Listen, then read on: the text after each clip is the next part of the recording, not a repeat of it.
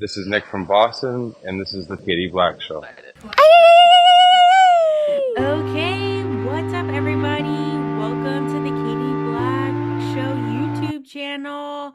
I'm honored today. I have with me my first babysitter, essentially, Ellen Walker.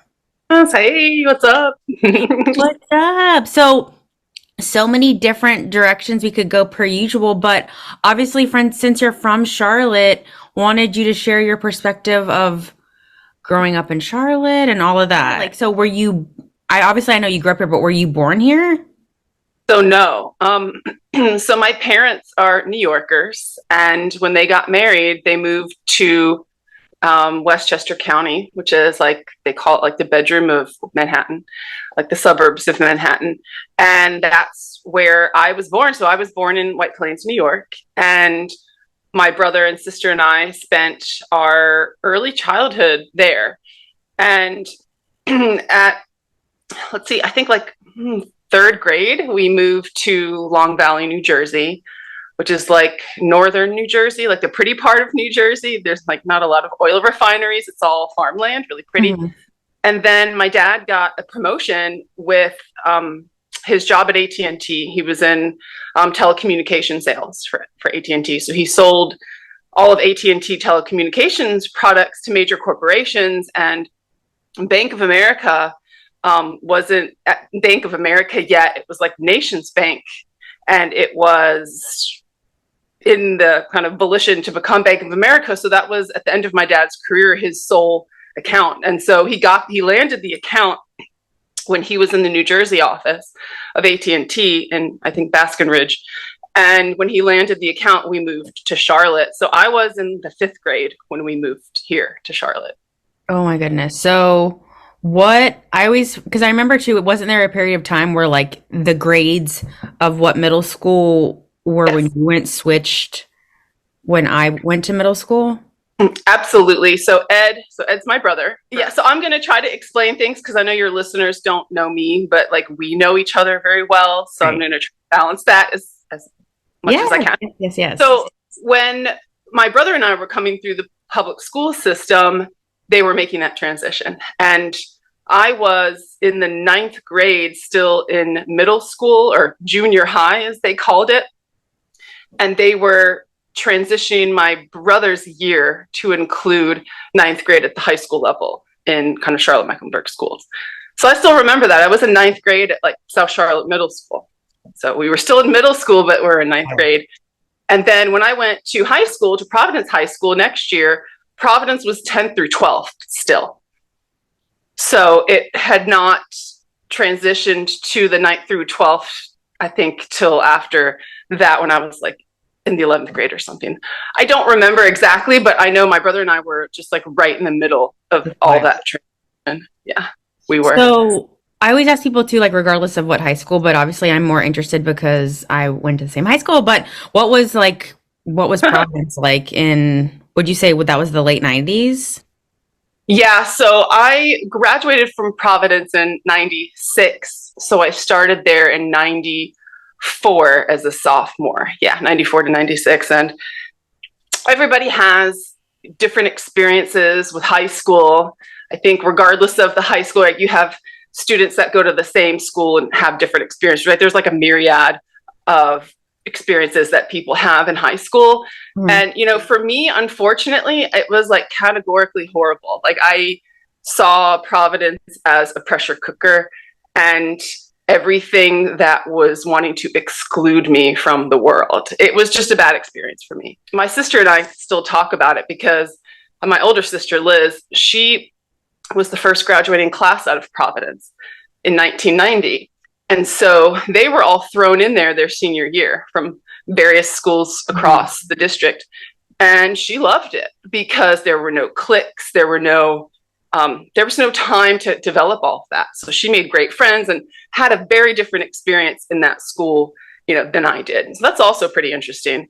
But I would have to say I don't have many positive memories from high school. I have a couple of teachers that I liked, like my coach, my volleyball coach particularly. I'm not going to say who it is because this is going to be public record, you know, on YouTube. But it was just a categorically horrible experience, unfortunately. And I did what I could to survive, I think, like a lot of people. And I'm just glad that that was probably the worst time of my life and that it's over. And then, moving on to college and graduate school is just better and better. So that's good. But it was not a great experience. Thinking back to South Charlotte, like the year that I was in South Charlotte, it had just opened. Like we were the first ninth graders in that school. So I feel like it was a little bit of a different situation. It wasn't that bad. It was okay. And then I went to Carmel Junior High before that for 7th and 8th grade. And I really liked that school. I had a great time there in the beginning parts of junior high / middle school. It was awesome. I don't know, but high school wasn't really that great. I do remember that we had a lot of resources. There were a lot of really interesting classes. We had a lot of funding for our sports teams, which I think was unusual for a lot of public schools, because I remember going to away games and seeing other schools and seeing how they have it and realizing how fortunate like we are. So you feel like you got a good education? Yeah, again, so I'm a little jaded about this experience in high school, but I also like to be balanced about my opinions in life about events and experiences, that there's always good and bad. I feel like I want to come away with something good in addition to realizing all the unfortunate things about it. So I do remember Mr. Morrow. I'm not sure if he was still there when you were familiar, a student. But I can't place. He was the language teacher. He taught Spanish and French. I think mostly Spanish and French. I had him for Spanish, and he was wonderful. So he also hosted a student exchange program through Bank of America, over the summers. And so my brother and Ed and I participated in that, because Ed also took language with Mr. Morrow. And we hosted an exchange student one summer, and that was a lot of fun. That was really enriching culturally and learning the language. And Mr. Morrow sponsored and did all of that, which was a lot of work, I think, to make those arrangements. So I really liked him. He had a good sense of humor, and he made things a little less bleak for all of us. And I learned a lot from him. So I'd have to say that was a huge positive. That's cool. And there are a couple of friends that I still keep in touch with, not many. I don't even think a couple, I think maybe one that I'm also, grateful for, but I haven't gone to any of the reunions. I think mostly because I've lived so far away from Charlotte all of my adult life. Yeah. That's probably has something to do with it. But the teachers really made it worthwhile in the tolerable ways that it was. So, yeah. I don't know if I hated high school, but I didn't like it. So, yeah. I feel like that's pretty, I don't know if it's normal, but I just, obviously some years were better than others, but wasn't a fan. Wasn't a fan, me neither. And I don't recall meeting people in my adult life that really was like, yeah, high school was awesome. I don't recall that ever being a thing. Mm-hmm. Maybe I just forgot when they said it. But yeah, it's just a very awkward time in a young person's life. Adolescence is like the worst time to be alive for a young person, right? Mm-hmm. They're being bombarded by all of these different stimuli and people, and having to make sense of that in a pressure cooker like high school is really difficult. I want to say, but I will say, fun fact before I get into your generation.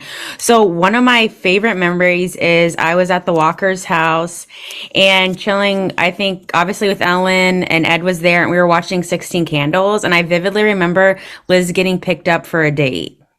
Yeah, sounds right. Yeah.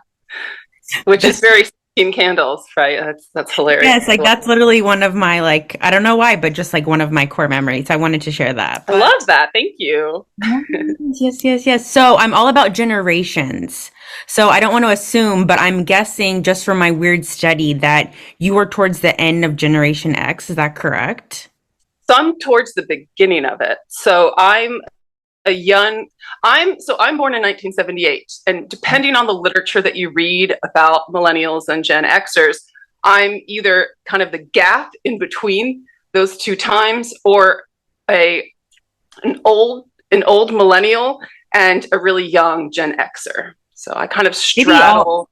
the Yeah, two. both, which is cool. Yeah, it's interesting, the characterizations of generations. I know there's a lot written about it. I'm, a little incredulous about it all to generalize all of these traits on people just because they're born in a cluster of time and history. So I think these general, like, large paintbrushes of these observations for me is a little dubious, although there is some merit to it, right? Because if you're born in a particular time in history, you're going to be experiencing the major historical events at that moment with your kind of compatriots, your cohorts at the same time. But it doesn't necessarily generate similar responses or cultures because we all have different perspectives.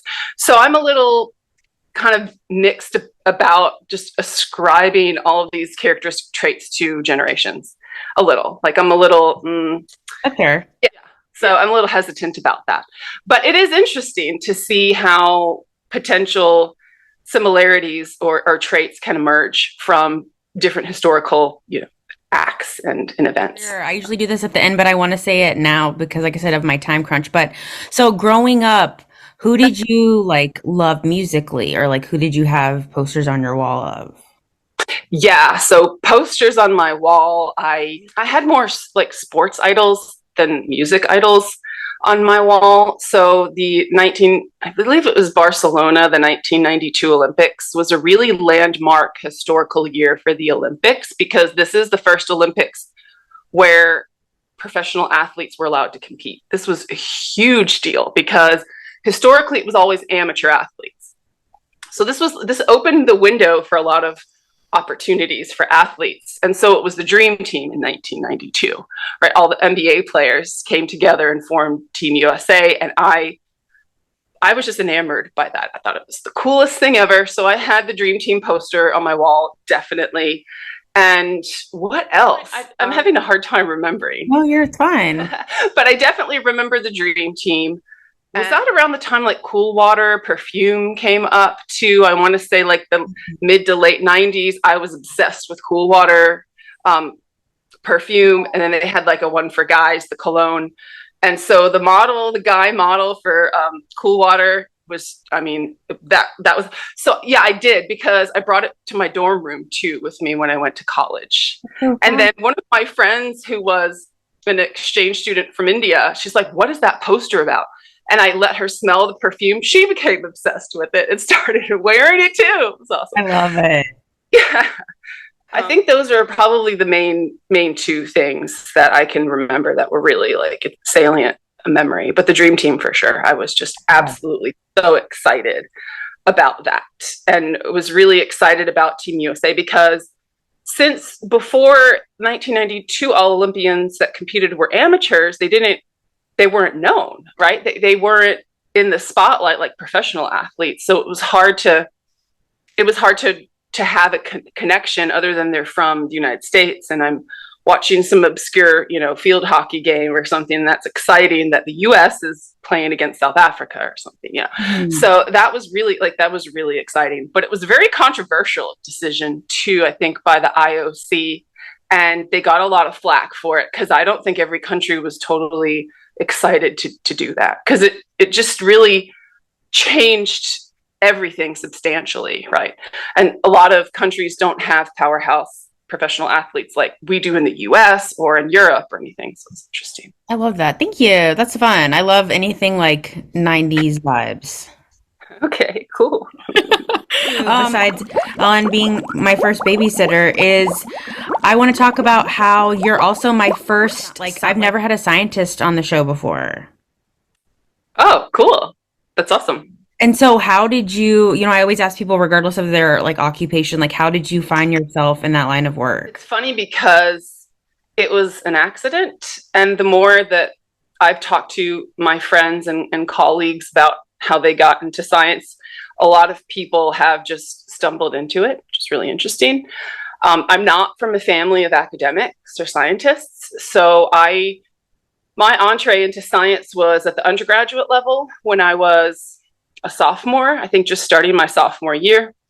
And yeah, it was complete fluke. So I was signing up, you go with your check sheet and you go to the advisor to take all the courses that you need to fulfill your degree and make sure you're on track. So I didn't do that when my sophomore year, when I registered for fall classes. I'm like, oh, I have the check sheet. Like, I know what I need to take. And I'm sure I got the signatures that I needed. But what happened is I signed up for the wrong statistics class. I signed up for the one in the math department, which was calculus based. And I was a psychology major, and I didn't realize it, but the psychology department has their own statistics course. And that's the one that I was supposed to take for my major, because it's a 3-hour lecture, like a lot of lectures are, but it also had a 1-hour lab. So it's like a science class in that respect, like chemistry class, right? You take the lecture and the lab. Mm-hmm. So I went ahead with the math stats class. And then I think for the spring or whatever, I did go to the advisor, and she was like, you took the math stats, and that's fine, because if you're interested in further statistics, that's a good way to go. But for the major, to fulfill all the requirements for the major, you have to take the one in our department, and it has a lab. So we will count the lecture for you, because it's just as rigorous as our stats, the one in our program for the lecture, but you're still going to need to make up that 1 credit hour for the lab. Like we still have to have you do that. And I can just take the lab in the psych department for stats. And she's like, well, you could do that, but my husband, who's also a professor here, is looking for a student assistant in his lab. Would you be interested in doing that? I was like, well, that sounds way more interesting than sitting in a stats lab all day. So I didn't say that. This is like thought bubble. And I was like, well, absolutely. I mean, that was like a great opportunity that she just presented in front of me. And I did. Dr. Larry Means at East Carolina became my first mentor in the lab. And he was very conscientious, like all great mentors are, to take me in as this, wide-eyed, clueless freshman, 19-year-old. And then that was the beginning of my career. I'm really thankful for that, for Maggie O'Neill, Dr. Maggie O'Neill, who is Larry's wife, and she referred me, to work with him, and that was it. I felt like, I tell a lot of young kids this when I talk about becoming a scientist, that I felt like Harry Potter, because I had no idea that this world existed. And here is Maggie O'Neill giving me an opportunity to enter this world that I didn't know existed, and it was like really exciting and fun. And I'm very grateful for the opportunity that was presented in front of me, because I don't know if I would have found it otherwise. I don't know. So nowadays, undergraduate research is very much in the purview of a lot of universities. They have whole offices dedicated to undergraduate research and enrichment. But that wasn't the case when I was an undergraduate at East Carolina. They have it now at East Carolina, but it was a very small budding program in neuroscience there. And so I don't think I would have found it, because it's not advertised. So I'm very grateful for that.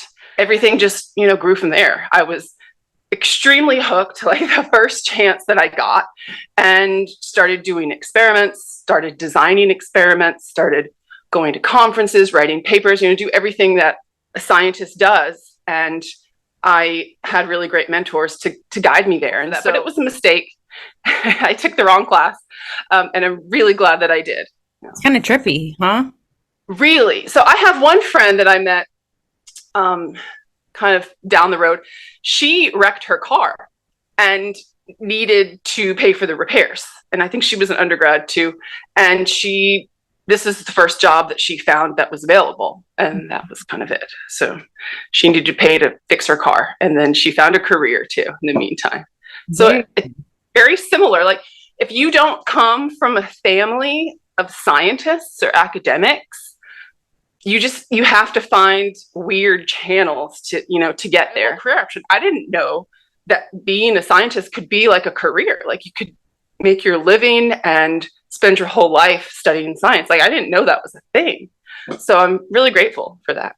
That's awesome. Because I do, obviously sometimes I touch the waters of like what's currently going on. And since you are like an expertise and like obviously know way more about it than I do, what is like I don't want to say the word on the street, but kind of like COVID, and then I read cases are coming back up. Is that just something that'll always be here, or what's your 2 cents on all of that?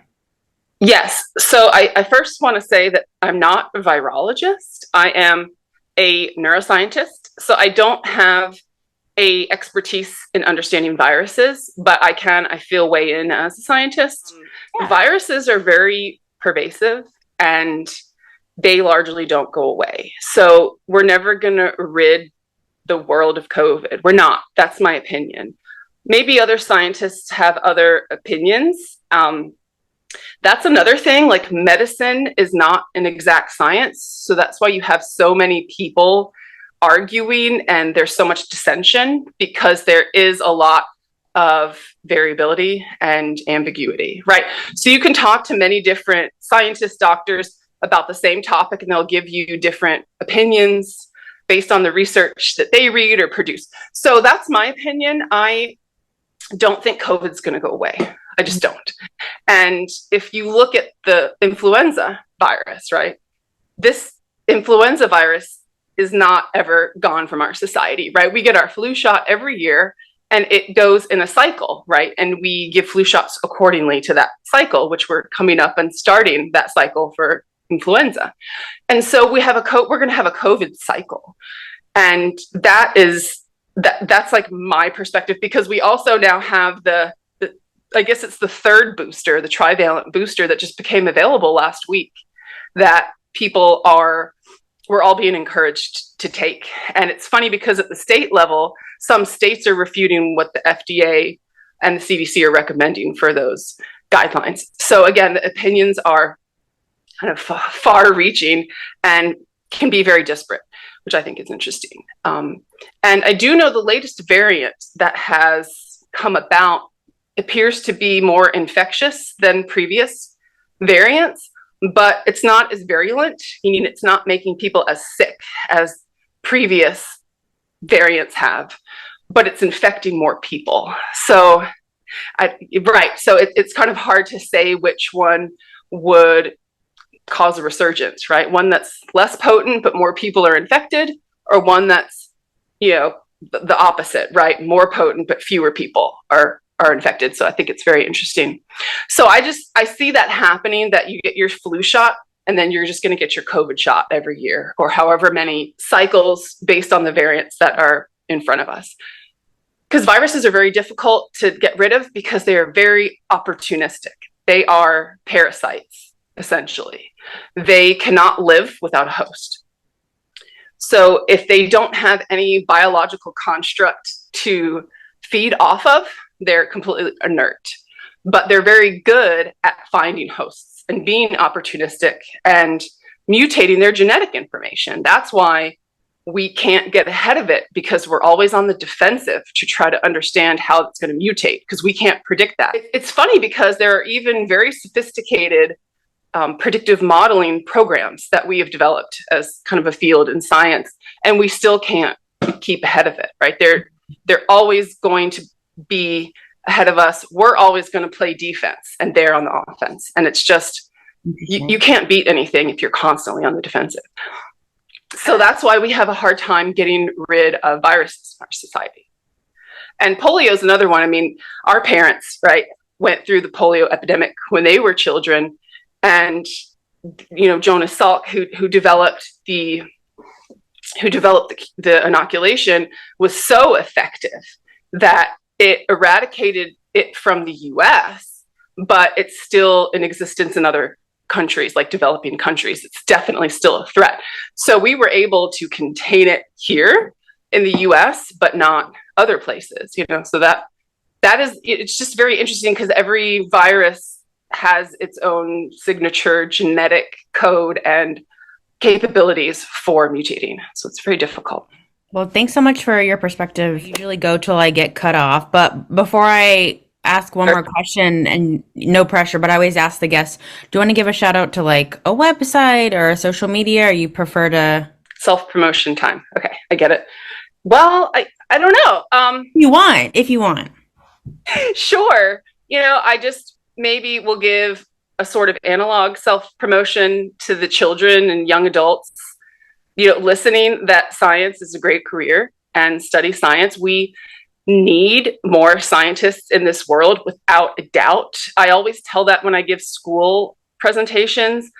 That's really the thesis of my talk, is like, please become a scientist, find what excites you, what interests you. There's so many different ways that you can study science and math and technology and the arts is exactly what you should be doing to do that. So that would be my shout out, is to all the young people thinking about their careers, whether they're in school, in grade school, or in college, or whatever in life, that they should do what excites them.